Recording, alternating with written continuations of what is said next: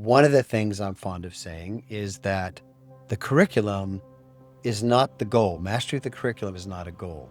It's a tool that I use for the development of the child. Mastery and fund of knowledge is a byproduct of the activity that they're doing. The goal is the development of the human being.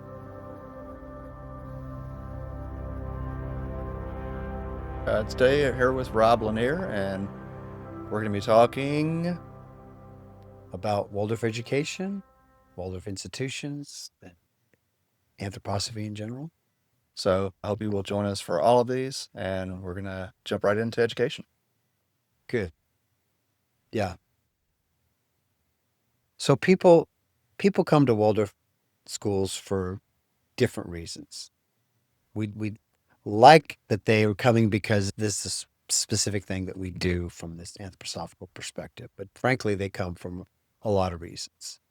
It's got this pseudo therapeutic quality, so that my kid, if they're having trouble, can fit into a regular classroom, whereas they might be having difficulty in the public setting. People come because they happen to share our values. It's a pretty green culture, things like that. It's private, but it's more affordable. Some people come because of the class sizes. Our class sizes tend to be a little smaller than certainly in the public school, and they like that ratio. People are drawn to certain aspects of the curriculum, like we do a lot of art. There's a lot of recess, or there's that outdoor activity, so that matches again their values and things. So there's a lot of different reasons that people come. Mostly, what I start with when I'm talking with parents, and the thing that unifies all of them, is that something has alerted them that they want to do something more for their child than what they're getting in whatever setting they found. But unifies every single one is that I want to do the very best I can. They recognize their role as a parent, that I got to put a little more in, whether it's money, whether it's time, whether it's conscientiousness about how they're being educated. They feel that sense in the drive. And when they come here, I think they feel a partnership around that question: what can I do to better my child?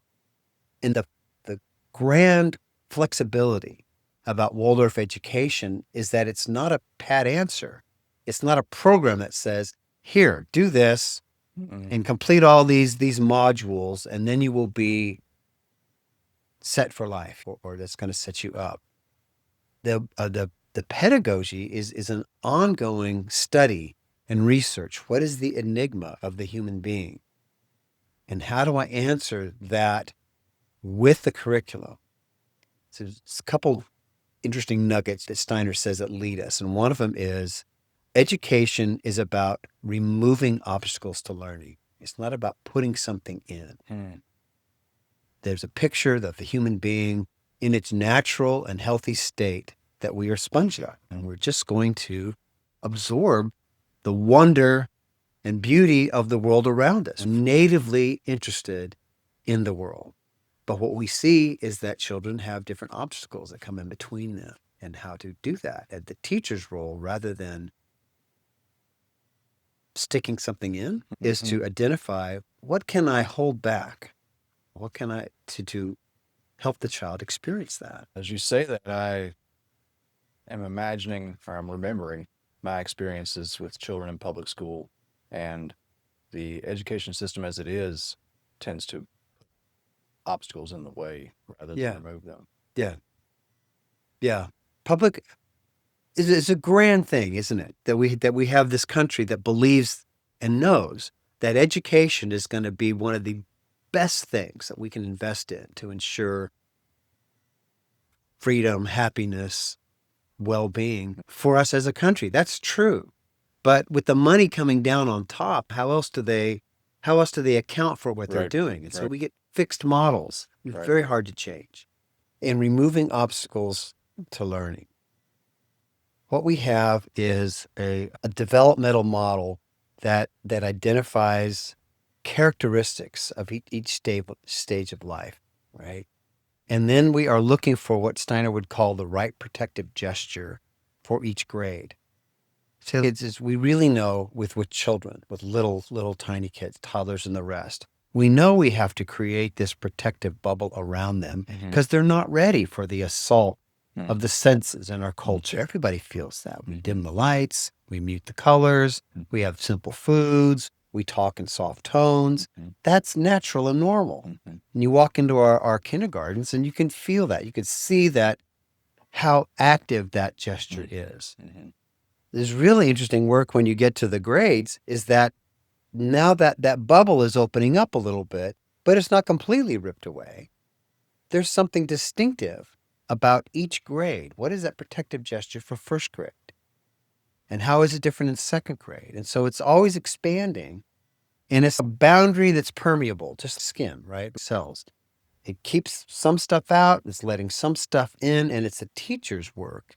It's the art of a teacher to find that flexibility and permeability of that boundary, how it's different all the time, how it shifts from generation to generation. I've only been here a couple of decades, but children are much different than they were 20 years ago. Kids are very different post-COVID.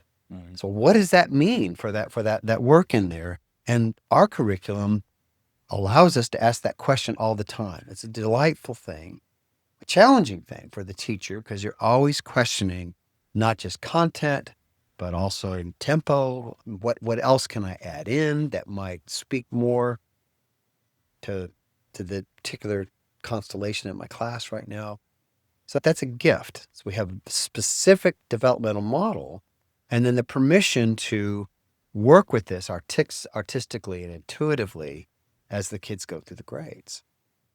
So as you're speaking, I'm kind of understanding more the significance of the teacher following the student, Yes. which is very unique. Yes. So if the central question is, what is the enigma of my child? That's not something that can be answered immediately. Parents are going to struggle with that their whole life. So if we could say this, we think there's a spiritual element to the human being. That being said, that we think there's something being brought in from a higher world when the child is born. That something has an interface with the sensory experiences that are happening in regular time and space the child is encountering. Call it the incarnating process. How am I living into this body? How am I living into this time? There's something that I'm bringing forward, and it's coloring how I'm working with this. That arises as personality, that arises as temperament, that arises as a sense of personal mission that a child has. In other contexts, we would call it karma. What karma am I bringing forward? What challenges do I have to work out? Yeah. And that makes for a very mysterious aspect of the human being. We say that there's something that I will get flashes of who this child is. I will never truly see who they really are, but I get flashes, an experience, an intuition about this, about what they need. And so we work with that and let that again inform how I am or what obstacles I need to remove so that the curriculum can work on them in a healthy way. And getting to stay with that child, getting to work that picture over years is very beneficial. It's a delightful thing to get to know your child. Just 2 years in, having my son with the same teacher, I am already feeling the difference that makes in his level of comfort, how she is acclimated to his learning style, and how she personally knows him.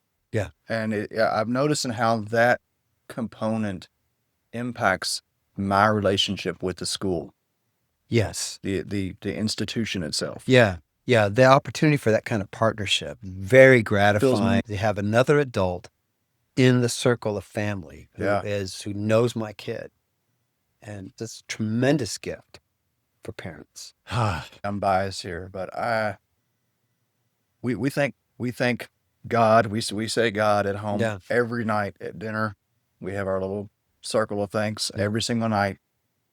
We all, including our children, thank God for Waldorf. I do too. It's a blessing. Which I would love to kind of talk about this subject that we hear, Waldorf, the spiritual school for Hmm. non-religious people. And it's Okay. what we're already speaking, but maybe in a little more direct terms. Yeah. Jeffrey talked about some of the religious iconography that you might see in a classroom. Mhm. You spoke to me about some of the things that might seem religious that a Mhm. parent might encounter. Talking to prospective parents, how would you kind of relate this Yeah. component of the school? Yeah. So getting a handle on the definition of words. What is spirituality as opposed to religion? So with religion, we'd say, okay, there's a practice and there's a theology and this, and we don't believe the other things, right? There's a Mm, particular rigor, mm. definite set around this. And these are the things we do that we practice. And it's differentiates from the rest of the world, right? Dogma. Yeah. Yeah. Comes real heavy like that. In from acknowledging that there's a spiritual quality of life is just that. It's just an acknowledgement that there is something higher, but there's not a belief system necessarily around that. What Steiner has offered are observations that help validate that. The description that's the phenomenon of this well-articulated developmental picture that is informs a curriculum is that this development of human beings is a model in the universe that we see. We see it repeated in plants. We see it repeated in animals. We see it repeated in geology. We see it repeated in the cosmos, history, the same cycles of development are apparent. It's just like the human being is this microcosm of the macrocosm Mm. and a archetype of development. That's a fundamental thing, and then we would say further that there's a spiritual quality to that. Once you see that and understand the implications of it, then some understanding and insight begins to kind of unfold for you. Japa, one of our mentor teachers, is fond of saying spiritual truths cannot be arrived at by logic, but once you arrive at them, they seem perfectly Mm. logical. There's a Mm. gap here between the way that we learn and understand things and then the spiritual.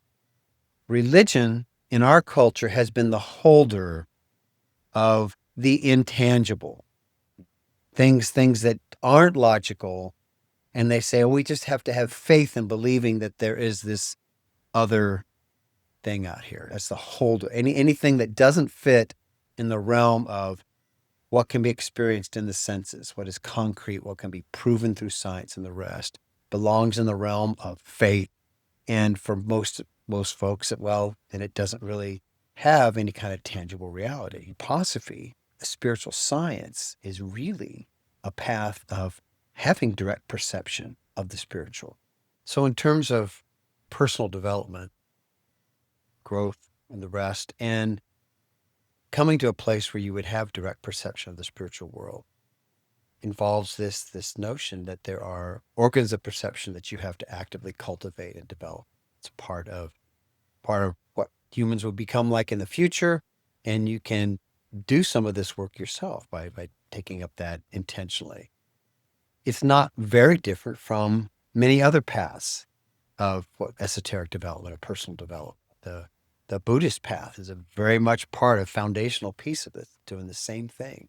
And what religion in general teaches about this calmness of the inner life, this practice of stillness to where you can quiet your mind and focus on something, allowing some other insight to arise by being able to become master of what you do with your time. This is a mastery of will so that you know that I can do this when I intend to do this. I'm in control of myself. All of those things are pieces about personal development and lead to greater perception of things. And then they're articulated in Steiner's work. So for parents who Oh, maybe don't have a current spiritual practice or not perhaps in the more esoteric terms, yeah. how does this become grounded and displayed in the child's development? Yeah. Does it make sense? Yeah. Yeah, it does. So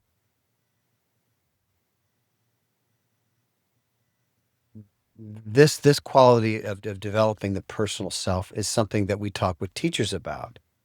You're really going to have a difficult time with this curriculum if you don't have mastery of your own inner life, if you're not able to be really focused and then be very intentional about what you do in the will. It's going to require a little heightened level of consciousness On the teacher's part. on the teacher's part. On the child's part, what is informing are the important pieces that we bring to the body, bring to the mind, and bring to the inner life by stages, so that they develop a full range of capacities. Just in the sense that we talk about any balanced human being. You want to be I want to be flexible in my mind. I want to have access to all aspects of my body because I've practiced these things, not just one-sided development. Right? Like the kid who likes to read all the time, but then never go out and play. Mm-hmm. Becomes important. Don't we think everybody would agree that I need to be able to do both things? I need to be active in the world. I also need to be clear in my mind. And I need to have a balance of feeling, right? And about that I have been actively engaged in examining the quality of things in the world, and I can bring my own sense of discernment to the beauty and the ugliness and the loftiness and the lowliness, all the other things that we would think we need to bring some discernment to, or have to do with equanimity and in the feeling life. And this education is looking to bring complexity by degrees so that we grow naturally in that. And if you follow this through the 8th grade and then even through the 12th grade, you're getting then to a place where you've gone as far as you can at being a balanced human being in what nature's going to take you. But once you kind of get past 21, if you want to continue in your development, that's where you got to take up some impetus of your own and develop some other things. I'm hearing this, the personal development reflected in how we raise our children. Because there is as you're saying, like nature will bring you to a point, and then if you want to take it further, you've got to put in intentional development. Yeah. And for our children, they will get to a certain point, but if we want them to advance, then we have to put in additional energy and intention into their development. Yeah. What you had shared with me earlier in conversation that I Mhm. thought was really compelling and something that our culture can greatly benefit from a deeper understanding is that as parents, when we develop ourselves, that it assists our children in their Yes. development. Yeah. And so this kind of personal responsibility for our own development as it relates to our children's development feels central to what we're experiencing Yeah. in Waldorf. Yeah. Can you talk about that? Yeah. Yeah. So once you see the efficacy of educating in this way, then there's this discussions arise about what's going to support the child's success in this. And it's going to come back to what's happening in your own life.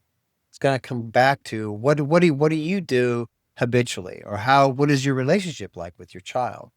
It's not that the teacher then becomes the monitor and the advisor about what you should do. It's not an adjudicator about being a parent, but the question naturally arises because if you're here, you want to do the best you can for your child, and so you begin to just take up the question. Gee, they might be a lot better for them if I did this, or I'm just looking at the old patterns in my life, the things that I need to do for myself to be a better person or a better parent.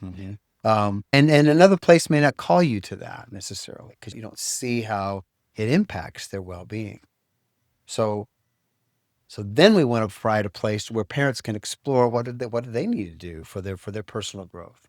What do they need to help to expand their picture of the world? Because this sometimes is one of those, I don't know, threshold moments. Once you see this active, it's a threshold between your whole world picture and what does that mean then? Yeah, I mean, we're so accustomed to kind of delegating authority of our own lives to powers that be outside of ourselves. Yeah. That I Yeah. am I am such a different parent just in a year and a few months here at Waldorf than I Yeah. was, and things that I have seen within myself that I have known I wanted to change for years, Hmm. and now being in the environment where those changes are supported by the culture, Yeah. it makes it so much easier for me to be more of the parent that I've always Yeah. wanted That's interesting, isn't it? to be. Hmm. Yeah. Yeah. Not only do you find the question comes up, but yeah, somehow, oh, there's the will to take up this Hmm. change. Hmm. The container environment is so important to who we become on a daily basis, and Yes. we will grow to fit that container that we're Yes. in. Yes, that's true. That's true. One of Steiner's big quotes we throw around a lot is rhythm replaces strength, and rhythm is kind of like a container. Hmm. When I don't have the strength, it's good to take up this habit, right? That's what Hmm. people say about exercise, Hmm. right? It's not a goal, it's a way of life. Hmm. This is what I do. That's a rhythm. The goal, of course, in the long run, is that I don't need the external. That I have strengthened the inner life enough. That I drive that out of my own will, my own forces. I don't need what's on the outside. And this is why anthroposophy is not a religion. There's not something outside here telling you. It's a way to understand about personal development so that you're free from all of it. There is no ism on what that you stand on. There's no belief system. There's no, there's no, not even really a culture. This is all a path toward the freedom of the individual. Hmm.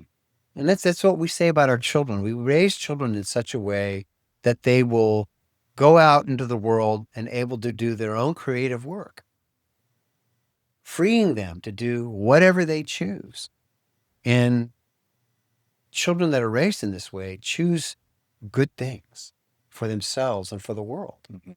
And Hmm. that's the hope behind this whole mission, is that can we educate children in such a way that they naturally feel what is healthy in larger organizations? So they have businesses to where they have a healthy work life. They become politicians that know what the right is for a people. They become scientists who are working on things for the welfare of all, not just to make a buck or because it can be done. They feel the rightness, the ethics, the wholesomeness in human activity.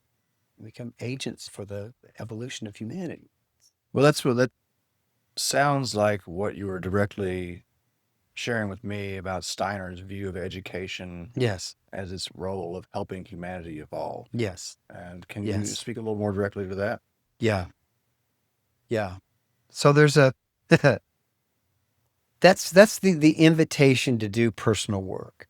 There's a picture that of a trajectory that humanity is on. Mhm. That eventually we're going to this place, and by slow degrees, more and more people will get there. But if you want to get there a little faster personally, or you want to participate in that work, there are Mhm. things that you can do to advance that. But it's going to require a real dedication to first mastery of yourself, and then a focus and a commitment on doing, well, the good, the wholesome, Mhm. finding your own commitment to that. What am I willing to let go of out here? It's Don't know if that's to your point. It's not a lot different from what this DEIJ initiative is. Mhm. Diversity, equity, and inclusion is really asking us to see the other. Mhm. Who are they really? And then what do we do out of that? Am I really interested in equality? Am I really interested in embracing the differences? Mhm. Mhm. Or am I really just want to give token indication of that? Right. I know when I look at it, I'm confronted with how invested I am in my lifestyle. And I know I have a long way to go to where I'm really willing for everything to be shared equally. And there's so many things that have Really to good be answer there. constructed along that way. But it's a picture that we all can see. Well, the word participation that you use Mm. feels really impactful here. And again, as a parent, I feel like it's helpful and maybe really important to communicate out that I don't perceive anyway Waldorf being a school where you just drop your kids off and let the school take care of them. It is a participatory Yeah. Yeah. Okay. Yeah. relationship, Yeah. Yeah. which when I can imagine for some parents that is a something of a deterrent because there in our culture we do have this kind of notion that you send your kids to school for 6 or 8 hours and the school takes care of them. Why should I be having to be involved in their Mm-hmm. education in the school? And at the same time, we have a society where how many billions of dollars are spent on personal development. Mm-hmm. So by investing in this school and my children's education here, I'm also investing in my personal development. Yes. So I think so. I'm getting multiple returns. Yes. I would agree with that. Yeah. It's an odd thing to have a parent come who just wants that. Mm-hmm. It's way too complicated. It's way too difficult. It's asking so many things, and Yes. eventually, I you just can't keep up with it. It's too crazy making Yeah. for someone who's not going to participate. That was one of the main selling points for me.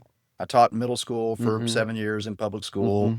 and somewhat in private school. And it almost strikes me that Waldorf is not necessarily, but for teachers, Mm-hmm. this school makes real sense for your children. Yeah, as from a teaching perspective, it's a delight. Mm-hmm. It does make sense. Oh my gosh. One of the things I'm fond of saying is that the curriculum is not the goal. Mastery of the curriculum is not a goal. It's a tool that I use for the development of the child. Mastery and fund of knowledge is a byproduct of the activity that they're doing. The goal is the development of the human being. Mm-hmm. And curriculum is just that's just that's some of the tools that I'm using in this particular protective gesture in the grade that I'm in. That's Hmm. Well, so as pedagogy director, can yeah. you speak more, start broadly, and then get a little more specific about curriculum here? Okay. Broadly. Snyder says there's three fundamental forces in education. First one is reverence for where the child has come from. And so in that sense, we're acknowledging that they're a spiritual being or there's a mystery behind each child. Every kid is unique. And I want to have reverence for that and be working with that. The second one is that education by nature shows an enthusiasm for everything in the world. The teacher must model that kind of curiosity and recognize it also in the children. Oh, we're curious about all of this. The third thing, this is where the art of the education comes in, is the right protective gesture.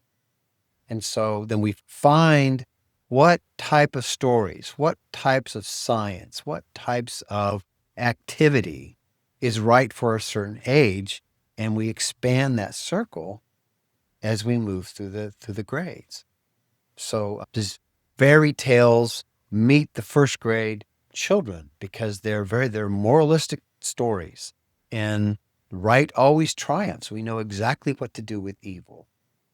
And those kind of things balance out. But in second grade, we see a little more complexity. We see that evil is pushing against us a bit, and we struggle with that. And so we have stories of saints and heroes.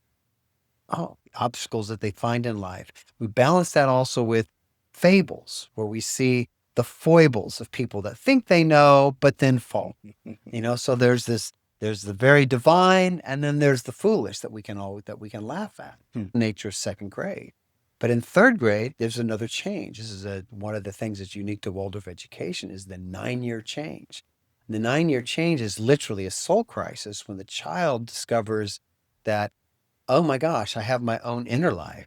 My parents don't know everything that I think, and I can actually do something that they don't know anything about. Mm-hmm. And that shift in consciousness of themselves is kind of equivalent to the proverbial fall, being kicked out of the Garden of Eden. Things aren't innocent like they used to be. Oh, I can choose to do this other.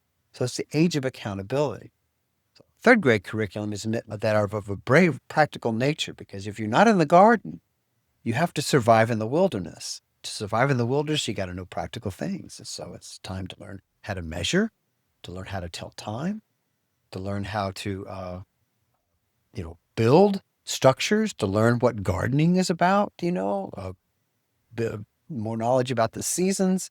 Very basic practical stuff. It's a time where we're going to learn columnar math and begin to organize and track these things. Practical, practical, practical. Of course, and then at the end of it, you 10 commandments, right? We're able to make these social agreements also. Here are the laws that will keep us safe. Characteristic of a third grade, 9 to 10 year thing. But 10 and 11, there's something very interesting that happens. There's a shift. People now practicing their agreements, but everybody has a different take on it.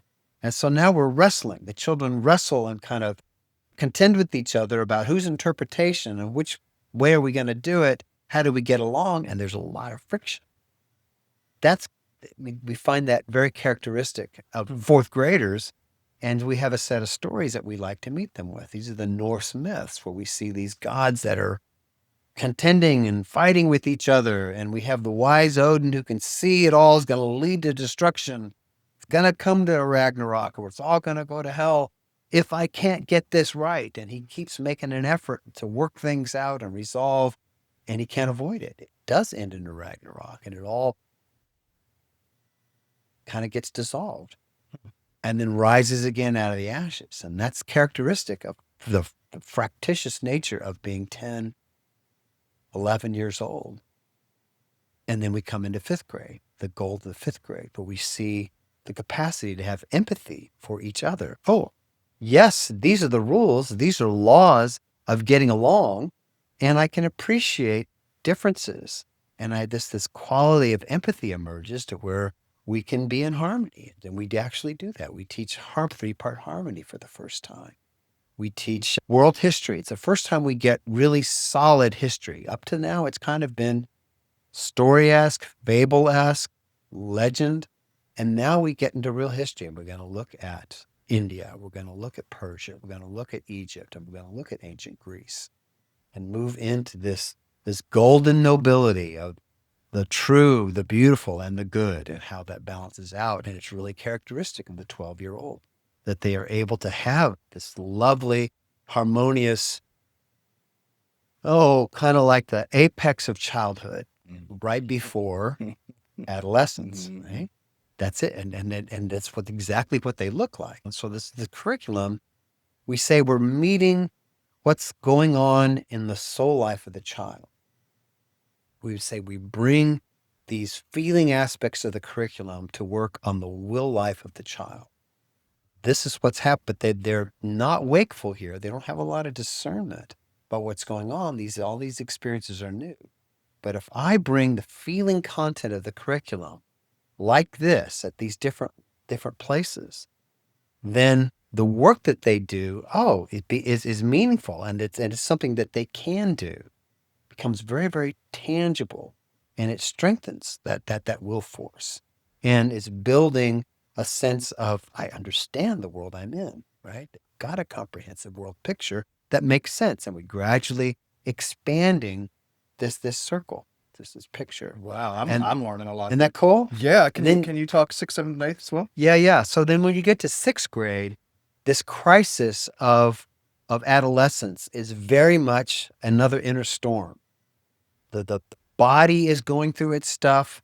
The emotions are going through all its stuff. And so there's this war trying to work this stuff out. And of course the child is having a lot of difficulty with this. So there's this protective thing. And you will see even over a summer that they come back to sixth grade and they're not willing or able to do the things they did the year before. They're not going to sing. They're not going to raise their hand. They're not going to be friendly in engagement. They're going to be cut off. And this change doesn't happen for everybody at the same time, but it's characteristic of sixth grade. And honoring that is that kind of a recapitulation of what you did in third grade. There's another soul crisis. And so what is met with this crisis is Roman law. The Romans, they were going to take anything that could work and leave all those sentimental things aside. They were very, very practical. So like Rome, and when we study Rome, sixth grade has to be very practical. We learn to sketch in black and white. We're working with light and dark, very concrete things. This is the first time we're going to get real science. We haven't done science in the way that we recognize it as science. So we're going to get geology.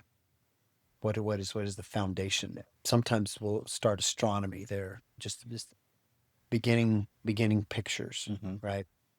And that meets what's going on there in a very, very serious way. Seventh grade, coming out of the first half of it's Rome, the second half in sixth grade is the Middle Ages. And think of the romance of the Middle Ages. So if we've got law, now we can move into this gesture of doing the right. The knight out there on that holy quest, or I do this for my lady's honor. Arthurian idealism. Yeah. And that's when I've moved past a little bit and I have this foundation under me, then I can go out in the world if I'm well armed, right? Well armored. I've got the shield, I've got the sword, I've got the know-how, and I'm going to be an agent for the good. And all that armor is in place. That's necessary. And having that picture of hope is what they need to move into the next aspect. Coming into seventh grade, the Renaissance and the age of exploration, where, there's another breakthrough of the world. We see dimensions of the world beginning to open up. It's a greater expressions in art and the sciences and that world picture evolving, and that excitement that's happening with 13, 14, right? And leading to the grand crisis of the eighth grader, who is just on the cusp, right, of being able to think their own thoughts and do some things. They're not quite there yet, but this is the age of revolution. Everybody gets eighth grade itis, right? I don't want to do this anymore. I don't like that. They want to find their own way of doing it. And so we tell stories of revolution, American French Revolution, the women's suffrage, and the Emancipation Proclamation, the Industrial Revolution, and civil rights and the rest. It's not a comprehensive thing. We're going to get it all, but it's the flavor of it. We're going to touch on each of these things and acknowledge, this striving to contend with what is out there.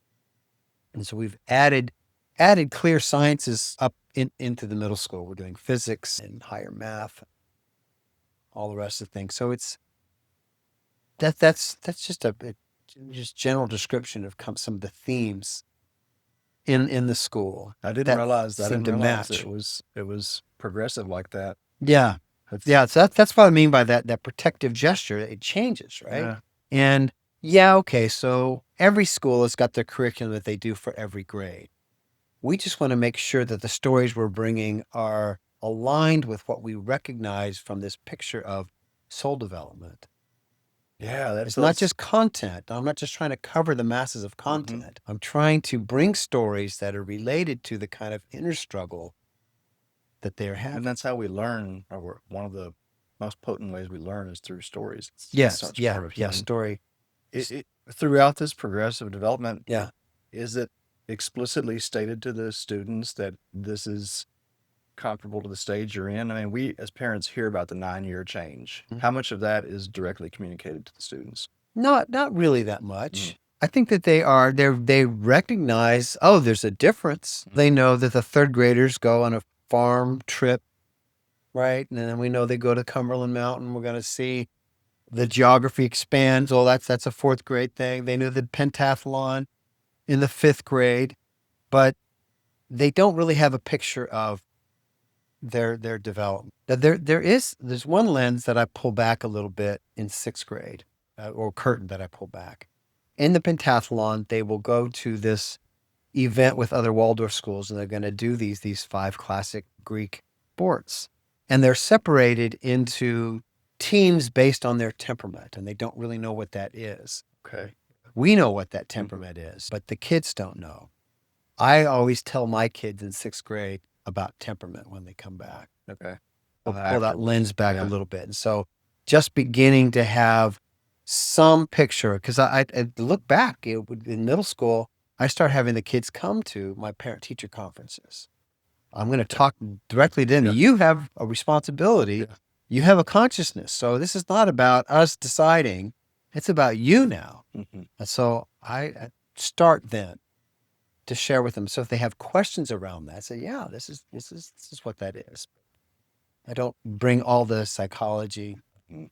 all of the pedagogy. As a parent hearing this, it's like I'm all the more just bought in. Like That's now, pretty I'm just like, cool. oh Yeah. man, wow, it's so integrated, it's so Yeah. intentional. Yeah. Can you talk about the temperaments? That's one of the things that Sure. was a little new to me, or very new to me coming in, and I Okay. still am not sure I have I've Yeah. studied a little bit about it on my own, but I'd love to hear you speak Okay. to that. All right. Yeah. So the temperaments is a old world lens that Steiner kind of brought back for us, and is one that we use to help us kind of identify some types of students, and looking if we could recognize a temperament, we can recognize a way that they're going to approach the curriculum. We can recognize a way that they're both best going to receive discipline, correction. We're going to recognize something about the way that they engage in sports and things like that, or even the way that they write and do their art.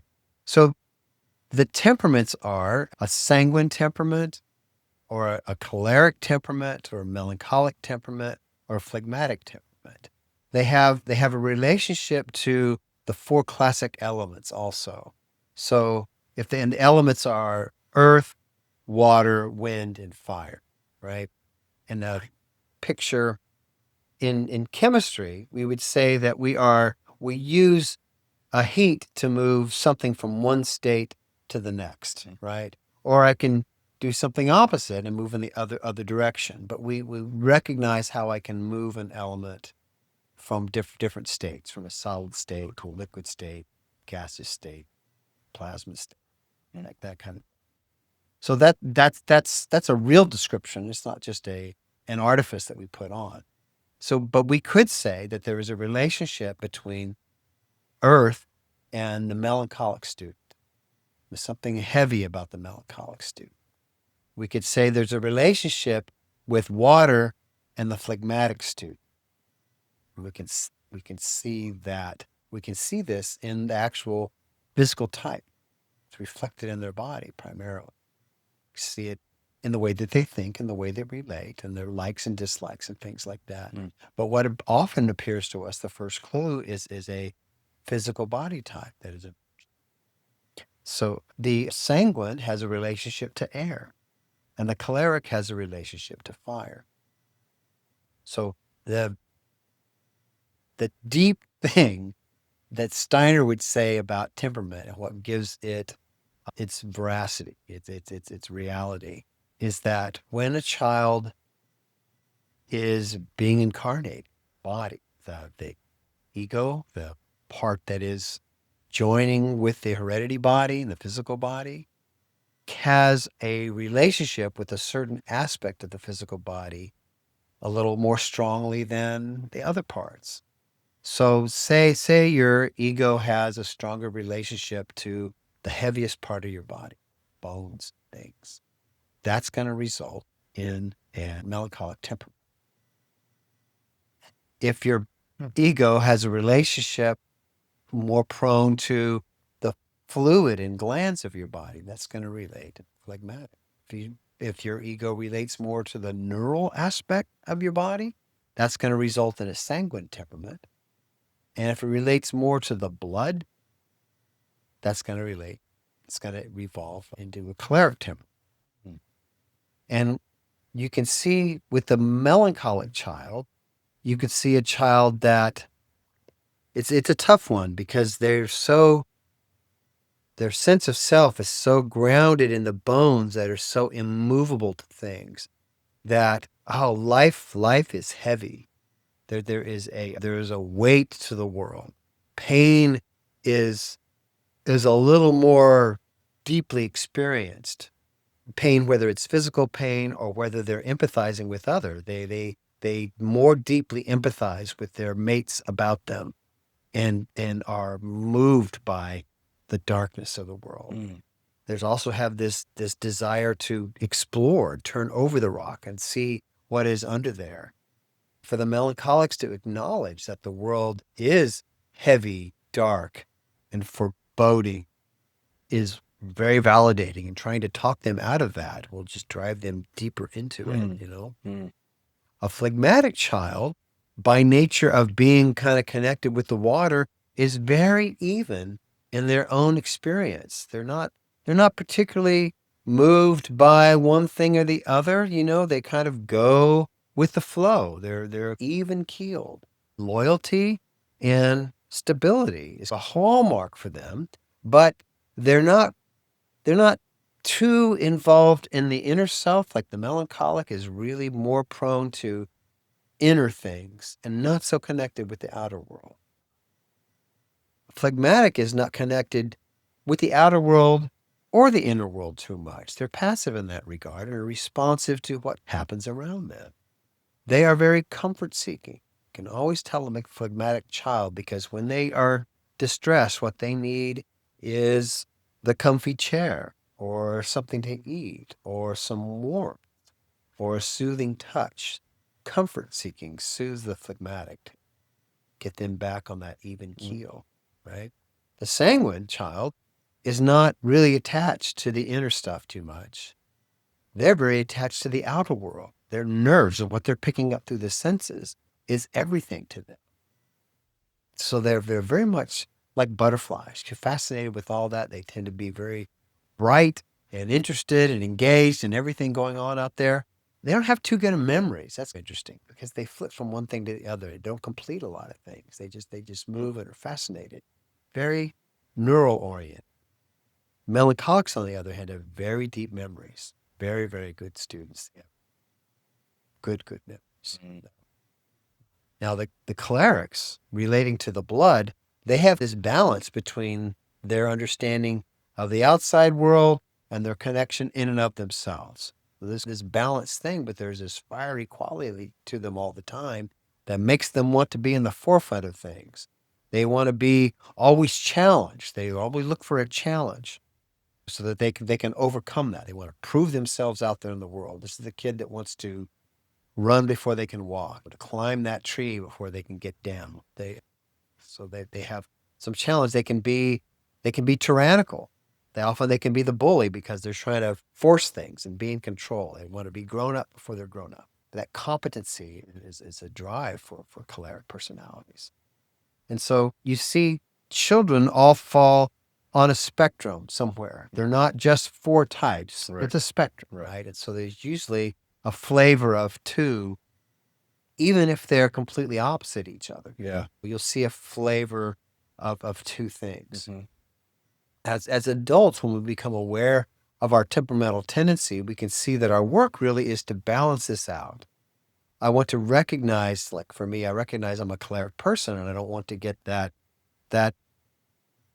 arrogance become the driving thing in my life. So I want to balance these things out with a sanguine quality and a melancholic quality to see if I can be a little more harmonious, right, in my whole expression. But it's a powerful tool for parents because if you can recognize a temperament in your child, then you know something more about what's going to motivate them. And the classic mistake, of course, is a parent who's got a child whose temperament is different from their own. And you're constantly trying to correct them out of a sense of yourself. Yep. That's what a mistake I made.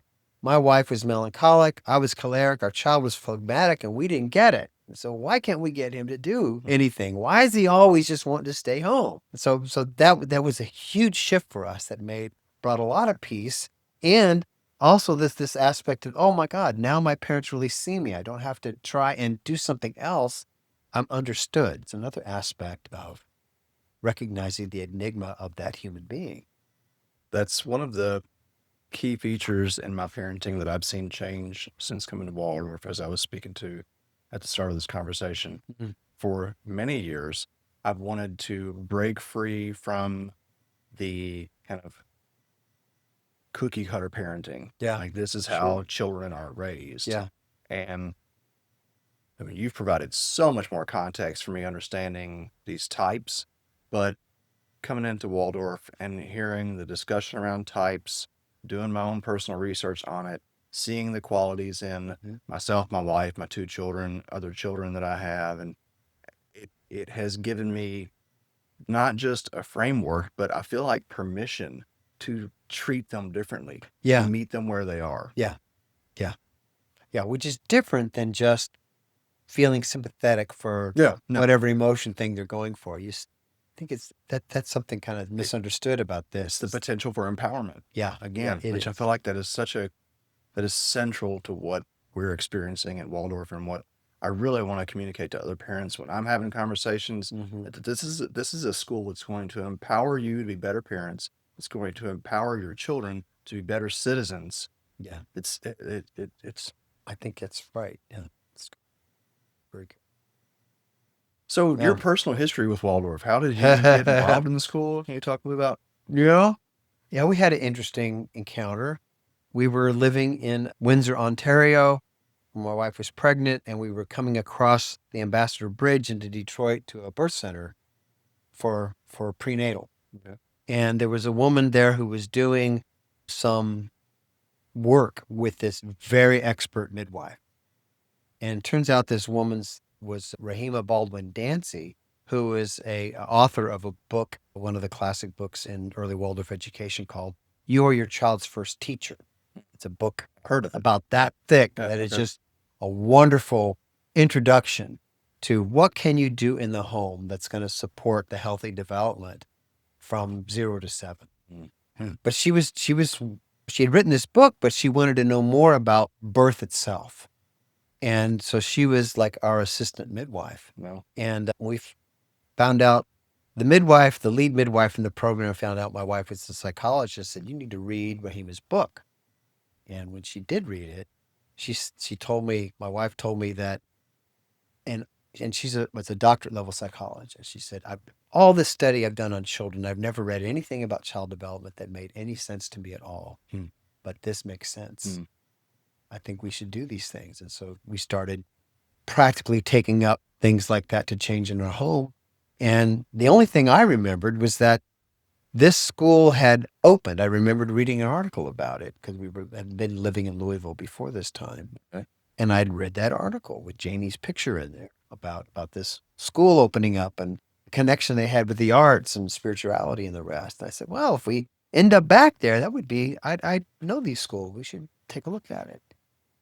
So we ended up coming back here at a time, and we did put our son in the school, and my wife had just gone back to full-time practice, and I got to be the stay-at-home dad, and which meant that I get to volunteer in the classroom to support stuff. And it didn't take long in volunteering that they recognized that I had some things that I could share with the community. So I was helping them with some singing.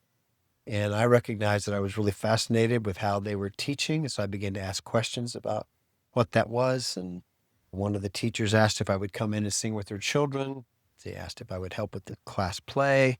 And it didn't take me long to ask what was the teacher training like and all that.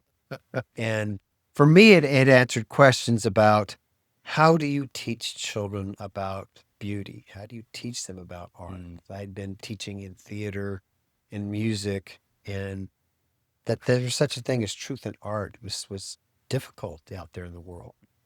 And I could talk a long time about that, the truth in art and how that led me to investigate anthroposophy, this education. That was my child was delivered by a Waldorf teacher. And so it got us very early on and been watching that lens ever since. And how long did you teach? 21 years in the school. Yeah. I took a class through grade 5 and then through 8 and then kind of cycled in the middle school after that. Okay. And then you have recently come back on as pedagogical director. Yeah. So now with all my wisdom, I'm able to have this great job of helping teachers in their own development as Waldorf professionals, because it takes a long time. It's an interesting thing in the grades. The apprenticeship for a Waldorf teacher could be as long as 8 years. 8 years time. You got to go through 8 years before you see one day that is anywhere like a day that you've seen before. Mm-hmm. And that's the nature of this changing developmental bubble. There's no repetition. If you repeat the grade, okay, yeah, I get that curriculum. Mm-hmm. Okay. And that's a gift that the early childhood teachers have. They've got a blended age. So, but in 3 years' time, they're ready to go back and see another set. And they're working this, and they can work the same kind of lessons and things. So that's a really great thing that they can do to build that kind of mastery. And it takes a little bit longer up here. And frankly, though, a lot of teachers are not quite able to do all 8 years. Different like changes come along. And so some schools are experimenting with shorter circles, 1 through 5 and 6 through 8. Okay.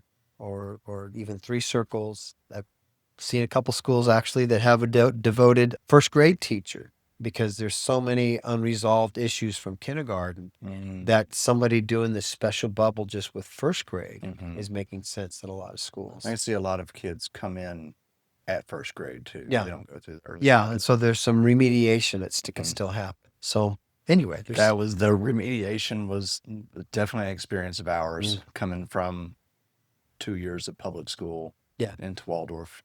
Took a little bit of an adjustment, but as I was sharing with Jeffrey, like our son, about 6 months in, we started to see him becoming a different person. Nice. And first thing in the morning, I'm making breakfast, and the kids are out in the rain with their rain suits my goodness on, sakes. shoveling and whatever. Wow. And I'm like, that's a Waldorf kid. All right, yeah. I love They're it. like postmen, aren't they? Rain or sleet or snow, they're out there. Yeah. I think that's so powerful, that in itself. Pretty fun. Like that disconnect from the natural world that most of us have, especially when it's inclement weather, when it's really not. Like it's drizzling, whatever, it's what's out. Enjoy it. It's a beautiful shift that you can experience. Yeah. Yeah, it is. That is very good. You've already talked a little bit about it, but maybe a little bit more of an intro to anthroposophy and Steiner himself. Yeah. So anthroposophy can be thought of as a science of the spirit, and think about that very literally. Whereas religion is kind of driven out of a cultural perspective. And there's a shared belief system and a mythos that kind of goes with that. And anthroposophy, meaning literally the wisdom of human beings, is a practice to gain knowledge of this world and higher worlds and spiritual realms in a way that is repeatable, that is discoverable, that is just as concrete as we consider the physical laws of the world that we're in. It is an effort to find a science of spiritual things. That's the goal. So what we have at its head is this human being, this remarkable human being, Rudolf Steiner, who was a person that went through a lot of change and development in his own life. And he was a really good observer of the changes that he was going through. So if you can imagine a person who was not raised in a religious family, but was from an early age could see things that maybe others couldn't see. We would say that he was he was clairvoyant, if you recognize that as a real thing. Right? It kind of sounds like a magical word, but we would say that he has a sight that is not based on physical sight. We're not talking about X-ray vision or something. We're talking about a kind of like synesthesia talks about having, I can feel the taste of something, or I can hear the weight of something. We use other senses. So we could say that I can see with my soul this other person. I have this perception of sight that may manifest in a sense of color. Now, color's a nice way to do. We did a book study where we talked a little bit about that. Like we naturally associate the color yellow with joy. We naturally associate the color red with love or passion, right? We naturally associate blue with mellow temperament things, right? And in the sense that, we have that perception, we would say that's something true about that color. That is the emotional and ethical truth behind that color. That's a real thing. In a sense, that's a spiritual insight. It's not manifested in the physical nature of color. That's something we feel that it goes beyond that. Mm. So if you could say that it could, not only is that true about color, or maybe that's true about a plant, maybe that's true about a rock, maybe that's true about an individual, and being able to have a tangible sense of that and see how that is repeated. It's not something that is just related to how I'm feeling about it right now. Well, that becomes a common experience, right? So that's the nature of having a spiritual clairvoyance, is that this is another way of perceiving. So Steiner talks about this in his biography, about the growth and development and insight that he had over time, but he was really had a lot of capacities that many of us don't have coming into this life. So if you had those kind of experiences and you would question your parents about what's going on and you didn't get any kind of feedback for it, then you might think that, well, maybe I'm just crazy. Mm-hmm. So what his effort was in his lifetime was to try and make sense of this, even though he wasn't getting any affirmation from any other place. Am I crazy, or is there something really happening here? Mm. So over the course of his life, he tried to articulate this thing, and basically he discovered that, gosh, yes, I'm having this extraordinary experience, but it's not something that is just because I'm special. This is actually something that's available to every human being, and you can take up a series of practices that will develop this same thing yourself. You too can see this if you take up this work. And so he began to try and build that kind of understanding. The first thing he published that kind of changed the world is a book called The Philosophy of Freedom. And in this book, he basically describes philosophers are going to debate about how you get to truth, right? This picture is going to lead to truth. Basically, Steiner goes through his book and he deconstructs all these different perspectives, these different philosophies, and talks about this commitment to understanding the nature of thinking.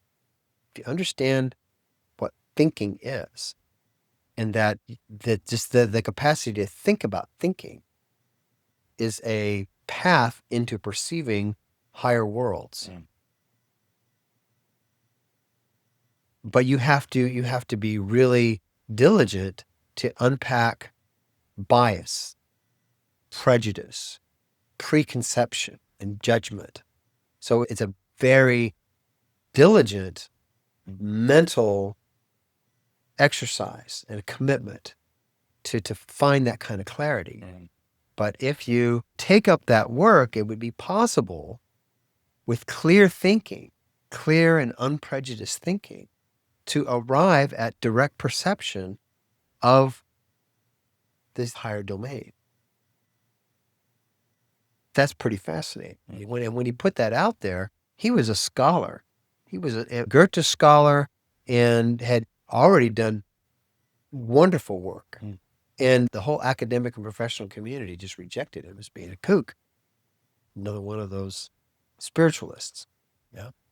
But he spent the rest of his life trying to articulate things so that this would come more and more into a practical experience for human beings. So he wrote a book called How to Know Higher Worlds. He wrote a book called Theosophy, which kind of describes what is the structure of the human soul in relation to the cosmos. How to Know Higher Worlds describes a series of exercises and developmental stages that you go through as a human being in this work. So in the same way I described the stages we go through as children, there is activity that you take up on your own. And this work and the capacities that develop are kind of stages that everybody has to go through. Mhm. And what he's offered, he says, this is a safe way to go through it. If you take it up, there are faster paths. You can use drugs. You can use some other mind-altering experience, whether it's going into the sweat lodge or some other type of thing that other religions have explored. There are other ways to do this. What this is a very safe and grounded way to where you don't stray into places of error or danger, right? You want to, the path of anthroposophy is to stay very, very conscious and not to swoon into the mystical things, right? It's a conscious, measured, understandable, practical experience of the reality of higher worlds. And so that's his work. And man, just the thousands of lectures that he gave on all kinds of topics can help us approach and understanding what the implications are. This. How does that work its way into the school, into the Yeah. pedagogy? So it doesn't really work its way into the pedagogy. It is the understanding that just from the outset that we recognize that the human being is a spiritual being. If that is so, then what kind of educational system is going to assist the child to grow up? So the anthroposophy, all those things I described in the curriculum, those aren't artifacts of anthroposophy. Those are pieces of human culture that we find, this characteristic story is meeting this age. Scientists and things, we're not teaching meditation. We're not teaching any kind of pseudo-religious classes in the Waldorf School. Right. No, it's just this is a picture of what the human being can become and what is a healthy foundation. And that's that grounding in the will, equanimity of soul, clarity of thinking. These are the goals of education. That's a foundation for any healthy human being. So we have a perception of the curriculum, and the way that it needs to evolve is informed by, I think, our work as anthroposophists. That's a commitment to continue to examine the nature of the self, the prejudices and judgments that I bring in my constant work to unpack that, disassemble that, and come more wholly and purely to the child itself. In a way, it's kind of like being a contemporary alchemist. The alchemist, this is not about changing lead to gold. The alchemist was about, I see the moral quality has an impact on what I'm looking at out here. They knew that for every step forward they were taking in their science, they had to take 3 steps forward in their development of their own ethics and morality as a human being. They saw that this affected what it is that I'm observing and what I'm working with. And so it was a practice in the sciences and the arts that was always underpinned by the ethical human being. So the efficacy the teacher has with the curriculum is really based on their own self-control, their willingness to look at themselves and open their innermost self to be the model human being in front of these children. But that model doesn't have integrity if you're not always doing your own work. It can be different. It's wonderful to have different models of things, but the way that it works and your capacity to interact with the different children, it's got to really be based on a person who's really grounded in of themselves in a very healthy way, not set in their ways, not stubborn and forceful, but malleable, permeable, and open. So that's the anthroposophy doesn't affect the curriculum; it affects the integrity of the teaching. It's a very important distinction to make. Yeah. Well, you have given me so many more reasons that I am so grateful that our children are at Waldorf. Just thank you for all that you do for the school and taking the time to sit. It's my great joy. It certainly is.